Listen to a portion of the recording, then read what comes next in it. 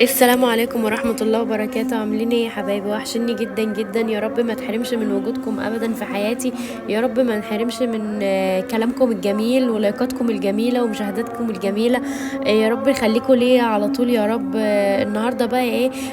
اخيرا يا جماعة الفيديو المنتظر. انا كنت نفسي اعمل المراية اللي انتوا شفتوا صورتها في الاول دي، ودي الحيطة اللي انا قررت اعمل فيها المراية. فطبعا انا رحت للمحل اللي عمل لي المرايه، وريت له الصوره اللي عرضتها في الاول دي.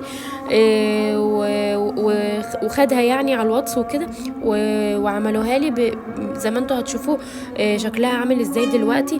بس قبل اي شيء بقى وقبل ما تشوفوا ممكن لو اول مره تشوف قناتي ممكن تشترك في القناه وتفعل الجرس وتحط كومنت جميل كده زيكم ولايك جميل كده زيكم. ما تحرمش من وجودكم ابدا في حياتي، ولا لايكاتكم الجميله ولا كومنتاتكم الجميله ابدا يا احلى مشاهدين في الدنيا. كل سنه وانتم طيبين. بصوا دي شكل المرايه من ورا، هم عاملين حاطين فيها سدة خشب كده، حتت خشب عشان تتعلق بيها، يعني لو حبيتي تنقليها في اي مكان هتنقليها. انا ما حبيتش ان انا اعملها ملزوقه في قلب الحيطه عشان ممكن انقلها في اي مكان، يعني حابه ان انا احطها في اوضه هنا، في اوضه هنا، في حته هنا يعني كده اشيلها. محطوطه بعلقتين همت من فوق هيخرموا في الحيطه بشنيور بس.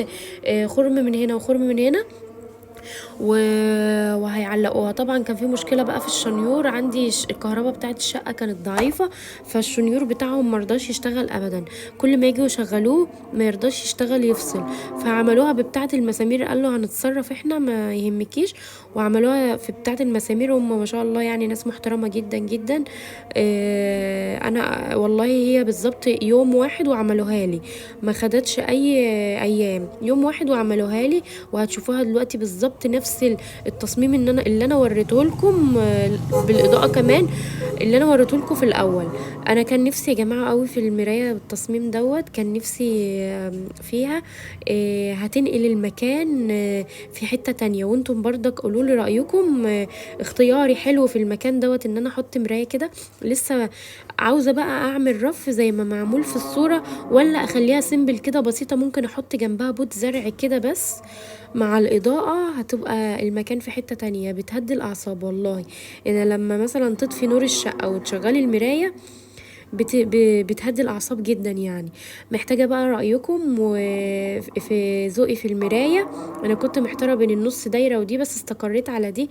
قلت تبقى دي طويلة كده تجيبنا كلنا، طويلة أحلى. قولولي ذوقها حلو كده و...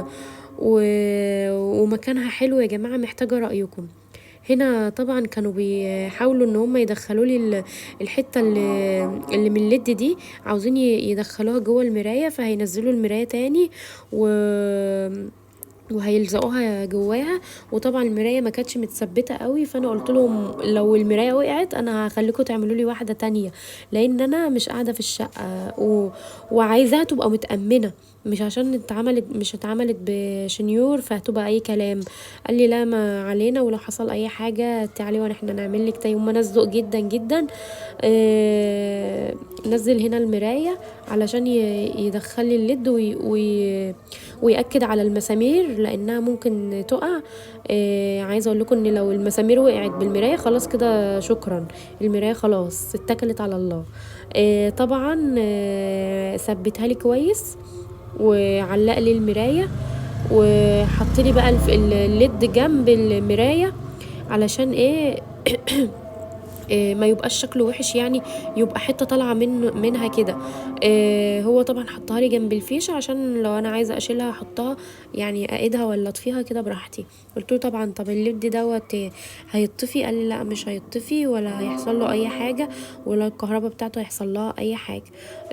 لسه هيحط لي الحته ديت جوه المرايه. محتاجة بقى كلامكم، رأيكم بجد، اعتبروني زي اختكم وقولوا لي رأيكم في ذوقي في المراية وفي مكانها.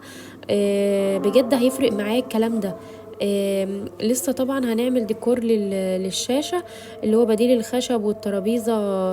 انا في دماغي كده تصميم عايزة اعمله، والحمد لله الحمد لله كل حاجة بتتحقق واحدة واحدة مع الصبر وان انت يبقى في دماغك حاجة وتصممي ان انت تعمليها، والله ربنا بيقدر وبتحصل وبتتعمل.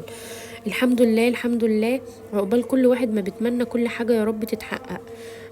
انا مش قادره اقول لكم انا فرحانه ازاي بالمرايه دي، بجد بجد فرحتني جدا جدا، وشكلها فرق في المكان قوي قوي، وفي الشقه.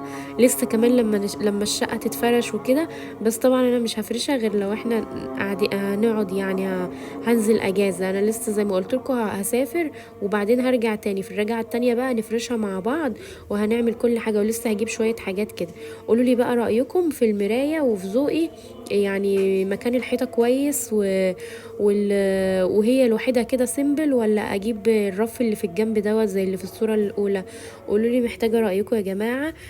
وان شاء الله اشوفكم بقى ايه في فيديو جديد وجوله جديده. بس انا حبيت اشارككم معايا اللحظه الحلوه دي، يعني اي لحظه انا ببقى مبسوطه بيها بحب ان انا اشارككم بيها، تفرق معايا بجد. بحب اشارككم في اي حاجه بعملها في حياتي، وبقيت واخده ان انا لازم انزل لكم كل شويه فيديو، يعني اوريكم انا بعمل ايه ويعني وحياتي عامله ازاي وكده، بتفرقوا معايا بجد. قولوا لي بقى رايكم، مستنيه اسمع رايكم بجد في المرايه. هي شكلها كويس ومكانها كويس، وادت اختلاف للحيطه وللشقه يعني. انا يعني في ارض الواقع بجد، يعني انا حاسه ان هي اختلفت كتير يعني. ادت منظر تاني للحيطه لوحدها كده من غير اي حاجه، ولسه ما فرشناش ولا عملنا اي حاجه، بس هي لوحدها كده ما شاء الله. يلا اشوفكم بقى في فيديو جديد، ومع الف سلامه يا حبايبي، كل سنه وانتم طيبين.